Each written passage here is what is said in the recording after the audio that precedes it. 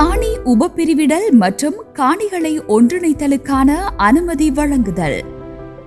நகர அபிவிருத்தி பிரதேசமாக அடையாளம் காணப்பட்டுள்ள பிரதேசத்துக்குள் காணப்படும் காணிகளை பிரித்தல் அல்லது இணைத்தல் சம்பந்தமாக நகர அபிவிருத்தி அதிகார சபையின் அதிகாரத்தை பயன்படுத்துவதற்கான அதிகாரம் சம்பந்தப்பட்ட உள்ளூராட்சி மன்றங்களின் முழுமையான அனுமதியை பெற்றுக்கொள்ள வேண்டும். அதை பெற்றுக்கொள்வது எவ்வாறு? நீங்கள் முதலில் காணி உபப்பிரிவிடலுக்கான விண்ணப்பத்தை பெற்றுக்கொள்ளுங்கள்.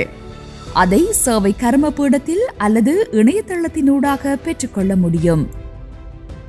விண்ணப்ப படிவத்தில் வழங்கப்பட்டுள்ள வழிகாட்டல்களுக்கு அமைய அதை முழுமைப்படுத்துங்கள். விண்ணப்ப படிவத்தில் கூறப்பட்டுள்ள விடயங்களுக்கு அமைய தேவையான அனைத்து ஆவணங்களையும் தயார்படுத்திக் கொள்ளுங்கள். மேலதிக ஆவணங்களாக காணிக்கு செல்வதற்காக வரையப்பட்ட வரைபடம் 1, காணி உறுதிப்பத்திரம் எழுதும் சட்டத்தரணியால் உறுதிப்படுத்திய உறுதிப்பத்திரங்களின் 3 பிரதிகள், ஆதன வரிப்பதிவு பட்டியலில் பெயர் உள்ளடக்கப்பட்டிருக்க வேண்டும். விண்ணப்ப படிவத்தை சேவை கர்மபீடத்தில் ஒப்படையுங்கள். தேவையான முற்பணத்தை செலுத்தி பற்றுச்சீட்டை பெற்றுக்கொள்ளுங்கள். விண்ணப்ப படிவத்தை ஏற்றுக்கொண்டது தொடர்பாகவும் கள பரிசோதனை செய்வதற்கு வரும் திகதி தொடர்பாகவும் சேவை கர்மபீட உத்தியோகத்தரால் விண்ணப்பதாரிக்கு தெரிவிக்கப்படும்.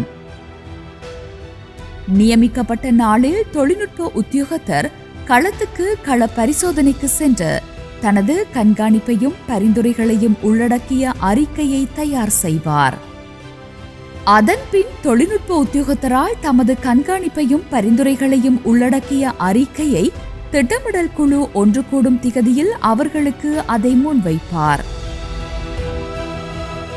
திட்டமிடல் குழு ஒன்று கூடிய தினத்திலிருந்து 2 நாட்களுக்குள் காணி அளவீட்டு திட்டம் அபிவிருத்தி பணிக்காக அனுமதி வழங்கிய அனுமதி பத்திரம் அதிகாரியால் கையொப்பமிடப்பட்டு சேவை கர்மபீட காரியாலயத்துக்கு ஒப்படைக்கப்பட்டு விண்ணப்பதாரிக்கு அறிவுறுத்தப்படும்.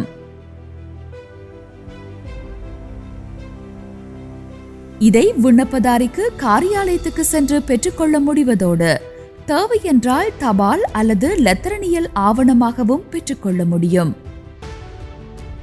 ஏதாவது ஒரு காரணத்தால் உங்களின் விண்ணப்பம் ஏற்றுக்கொள்ளப்படாவிட்டால் அதற்காக நீங்கள் முழுமைப்படுத்த வேண்டிய விடயங்கள் தொடர்பாக சம்பந்தப்பட்ட உத்தியோகத்தர் உங்களுக்கு அறிவூட்டுவார்.